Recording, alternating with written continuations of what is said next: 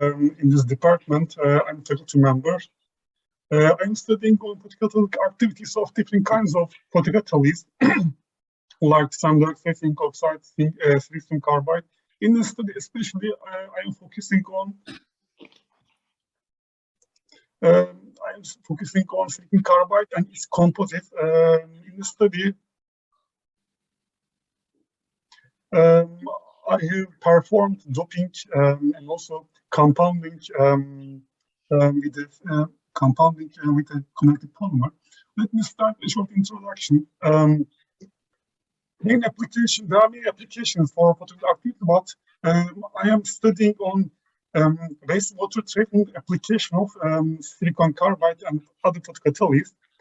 Wastewater treatment is important since especially the organic dyes is critically hazardous in the wastewater, and there are many discharge sources for this organic dyes, like textile industry discharge almost 10 to the power of 4 tons of organic dyes each year. As I said, organic dyes are critical hazardous to living things, to humans and other livings. There are different wastewater treatment methods based on biological systems, physical, chemical, and biological systems. Each method has different advantages and disadvantages. Advanced oxidation process, which is a kind of chemical oxidation process, has gained great importance for wastewater treatment, especially. What are these advantages? Mainly, this process is a low-cost process, relatively environmentally friendly, I can say, and sustainable treatment technology. And also, by using advanced oxidation process, it includes also activity or degradation process. It can provide complete removal of organic dyes from the wastewater. Advanced oxidation processes are based on the production of oxidizing radicals. What are these radicals? These are superoxides and mainly superoxide and hydroxyl radicals. The oxidizing radicals can be produced using electrochemical photocatalytic. In this study, I am studying on photocatalytic techniques to produce oxidizing radicals to decompose organic molecules in the wastewater.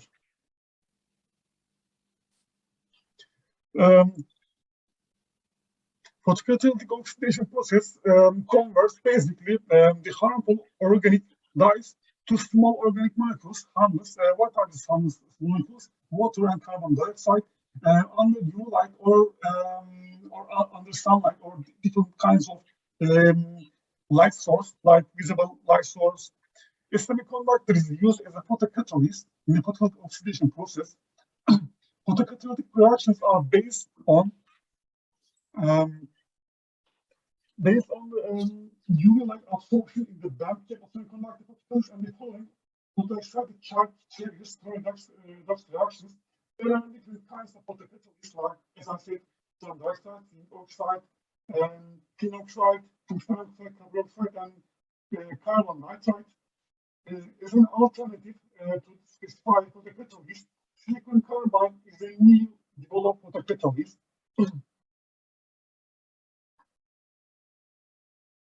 Silicon carbide has several features, like it has good thermal stability, it has high saturated carrier mobility, superior thermal transfer property, chemical stability, and high reduction potential. But most of photocatalyst suffers, silicon carbide suffers from the fast recombination of photogenerated charged carriers.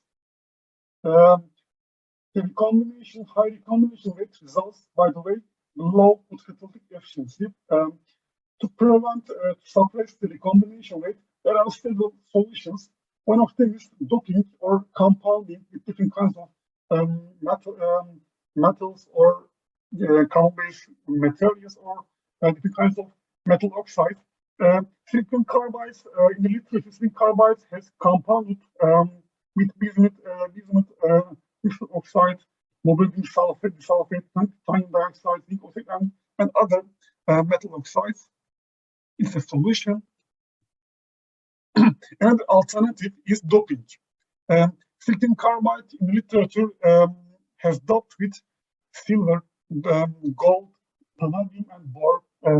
Combining silicon carbide photocatalysis with other semiconductors or doping it with metal or non-metal, I can reduce the recombination rate of photoexcited charge carriers.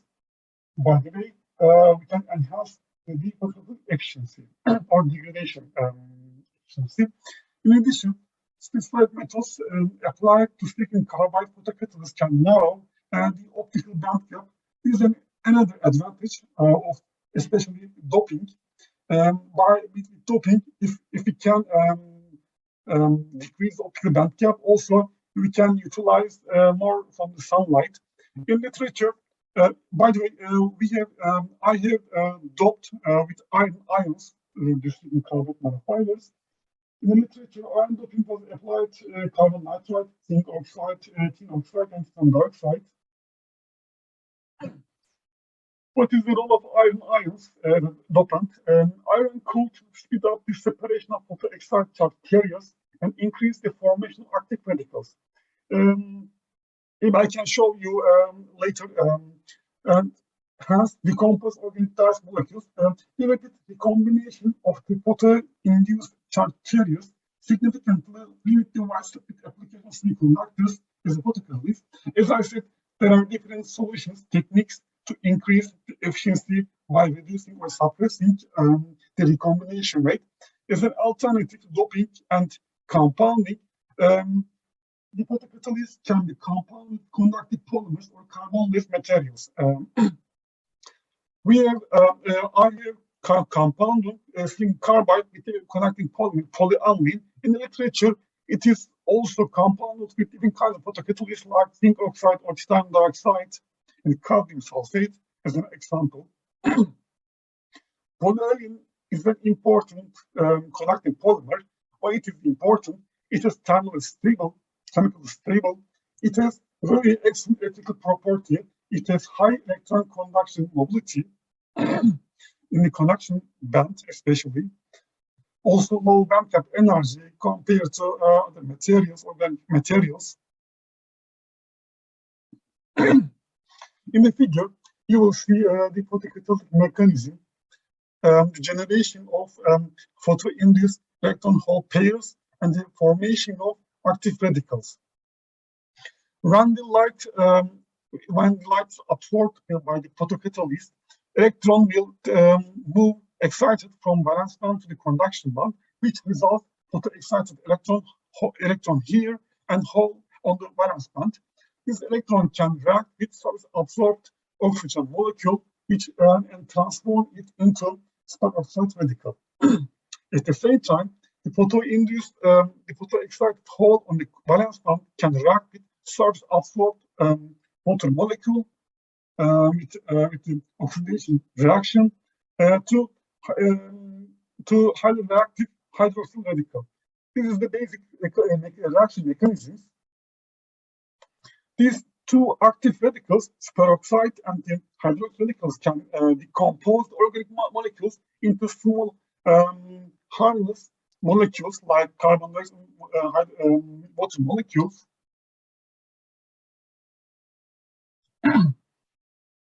Photocatalysts can be applied to wastewater treatment and other different applications. By the way, mostly photocatalyst is used in a powder form with compounding with a polymer, with the connected polymer. The compounding has certain advantages. What are these advantages? Ease of post-treatment recovery, also which means that minimizing the catalyst loss. But when I compound the nanofibers with the conducting polymer, then also I can reduce the active surface area, and which is undesired change non-photocatalytic activity, the reaction. What are my objectives for this study? The basic, especially silicon carbide is not a good photocatalyst compared to other photocatalysts like titanium dioxide and zinc oxide. My idea is to improve its photocatalytic efficiency. For this purpose, I use two different techniques: iron doping, and other technique is compounding with a conducting polymer. Iron atoms might result electron traps between the conduction band and the valence band of silicon carbide, as shown here. What is the role of the space? This electron space can suppress the recombination of electron and holes, and also which results enhancement in photocatalytic efficiency. By compounding with polyaniline, also because of the difference in the valence band and conduction bands energies or potentials, there should be electron hole transfers between these two materials, which results also in separation of the excited holes and electrons. These two processes mainly contribute the recombination, the efficiency of the activity. Here you will see the experimental. I don't want to take your time, especially wet impregnation method was applied for doping. For this purpose, I add as iron source, iron nitrate, to the silicon carbide solution. Then comes drying and the calcination at 400 degrees for 3 hours. To synthesize polyaniline composites, I use in-situ polymerization technique. For this purpose, I use as a monomer anhydride chloride, and as an oxidant, I use ammonium peroxide sulfate. I add silicon carbide doped and undoped form in the anhydride chloride monomer solution. Then I add the oxidant solution to the monomer solution. Then I kept the solution under steam for 1 day. Then comes the filtration and the drying steps. Then I prepared three different compositions: 5%, 10%, and 15% of composites, including undoped and also at the same time undoped and doped silicon carbide nanoparticles. I have done several characterization tests like FTIR, SEM, EDX analysis. For optical property, I have done UV absorption spectroscopy analysis to investigate the crystal structure and the doping effect. I have done and the XRD analysis. In the critical analysis, the photocatalytic degradation test. As a model, I have used methylene blue. I have experimented. I see. Mainly, I focus on the degradation and the combustion of methylene blue in the solution. That's why I checked the photocatalytic efficiency of my catalyst.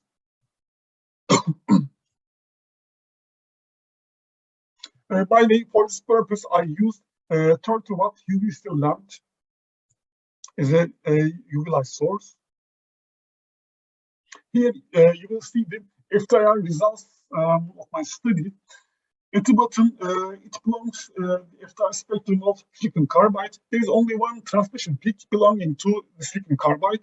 With doping, there is a little change in the wave number, because of which might be due to the doping effect with iron ions. When we look at the C spectrum of polyaniline, polyaniline, there are several 4 or 5 characteristic transmission peaks belonging to the polyaniline. At the top, you will see the FTIR spectrum of the composite. There are also, you can see here, the characteristic peak of polyaniline, at the same time, the characteristic peak of silicon carbide at the same on the same spectrum. FTIR results show me the success of polyaniline composite synthesis in the presence of silicon carbide, and also in the presence of undoped silicon carbide.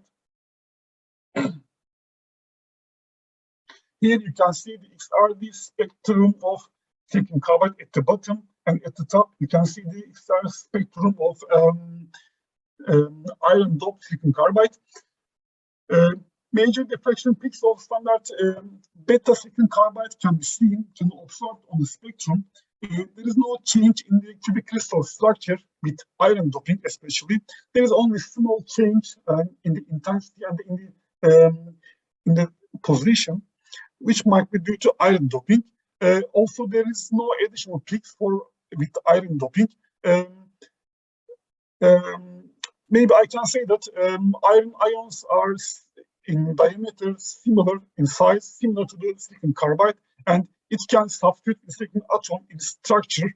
It can place instead of silicon atoms, or it can place in the interstitial size of silicon carbide. At the same time, I have there is two options.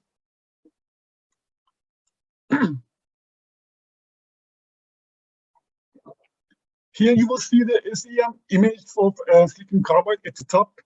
It belongs to anode silicon carbide, and at the bottom, this image belongs to the iron doped silicon carbide. Silicon carbide nanofibers ranging from 0.5 micrometer to 1.5 micrometer, and there is no change in its morphological structure with doping. When we look at the SEM images of composites, here you will see 4 different compositions. A and B belongs to the composites of undoped system, and the last one belongs to the composites with iron doped silicon carbide. When we look at the SEM images, I can say that there is a good dispersion of silicon carbide in the matrix. Especially silicon carbide has high agglomeration tendency, and the good homogeneous distribution is critical to get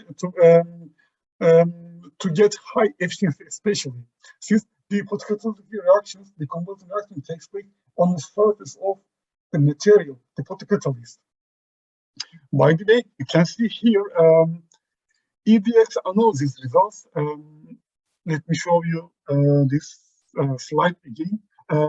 Here you will see the EDX analysis of iron doped silicon carbide. We have 2 small peaks belonging to iron, especially I have added 2 weights per percent of iron ions to the system during wet integration methods. That's why you will see here small peaks belonging to iron ions.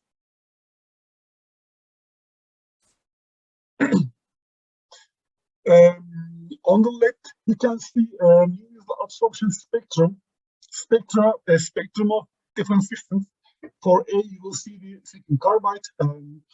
Silicon carbide absorbs the incoming light below 210 nanometer. When we look at B, this belongs to the iron doped silicon carbide, and the iron doped silicon carbide absorbs incoming light below 230 nanometer. There is a redshift, the iron doping. This is important. Redshift means there is a narrowing in the optical band gap. Hence, we can utilize more from the sunlight with this redshift effect. Pani exhibits, here you can see on spectrum of C, Pani exhibits 2 peaks mainly at 205 nanometer, here, and other peak is at 280 here. The other peaks. These 2 peaks belong to the PP1 transition of the benzoid structures, which is the characteristic structure of polyaniline geometric polymer. By the way, I used this UV visible spectrum to draw the Tau's plot. Tau's plot is critical to estimate the optical band gap. By using the Tau's relation, I have drawn these graphs, and I have estimated the optical band gaps. When we look at the graphs, I can say that the silicon carbide has an optical band gap of 2.1 electrovolt. With iron doping, there is a decrease in the optical band gap to 1.8 electrovolt. The pure polyaniline has an optical band gap of 2.3 electrovolt. With silicon carbide contribution, there is an increased optical band gap. The lowest one in the composites has an optical band gap of 2.0 electron volt.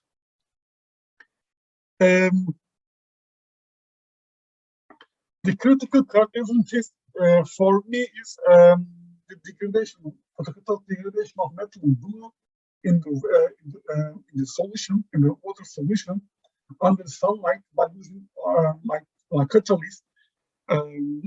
Maybe the C/C0 graph is more important for us. This graph shows us the degradation of metal and blue in solution under UVC light. As I said at the start of my presentation, silicon carbide is a not good photocatalyst. The basic idea for this study is to enhance this photocatalytic activity as much as possible. I have applied two different techniques: compounding polyaniline and also doping to enhance the activity. When we look at the graph, there is an increase in the efficiency with compounding silicon carbide. And also, if you compare strong activity of silicon carbide with iron silicon carbide, there is an increase in the activity, nearly 4 or 5% increase in activity. The highest degradation efficiency are obtained for unlocked systems with the composite containing 15% unlocked silicon carbide. When we turn the right graph, also the highest degradation efficiency are obtained with the composite including iron doped silicon carbide at 15%. Here you will see the first order kinetics application of our degradation data. The left one belongs to the composite system with undoped silicon carbide, and the right one belongs to the composite system including silicon carbide with undoped silicon carbide. By using this graph, we can get the K value. K value is the reaction rate constant of this first order kinetics model.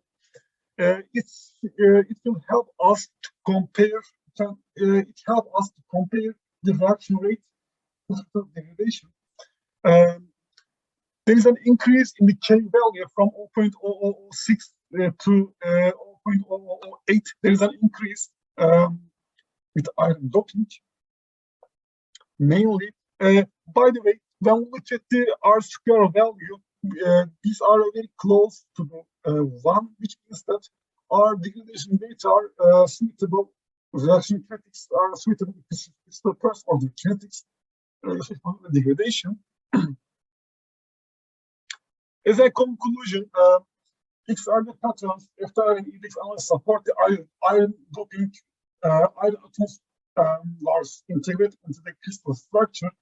Some images of composite illustrated dispersion. The optical band gap of iron doping carbide show a redshift, which means narrowing of optical band gap. Iron doping is successful for enhanced optical activity